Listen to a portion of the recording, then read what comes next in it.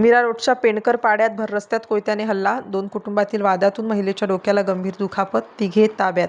Mira road. पावसाचे पाणी घरात शिरत असल्याच्या कारणावरून झालेल्या किरकोळ वादाचे रूपांतर मोठ्या हाणामारीत होऊन भर रस्त्यात कोयत्याने हल्ला केल्याची धक्कादायक घटना मीरा रोड येथील पेणकर पाडा परिसरात घडली आहे. या हल्ल्यात एका महिलेच्या डोक्याला कोयता लागल्याने ती गंभीर जखमी झाली असून तिच्यावर रुग्णालयात उपचार सुरू आहेत. या घटनेचा थरारक व्हिडिओ सोशल मीडियावर व्हायरल झाल्यानंतर परिसरात प्रचंड खळबळ उडाली आहे. या प्रकरणी काशीमीरा पोलिसांनी तात्काळ कारवाई करत 3 संशयितांना ताब्यात घेतले आहे.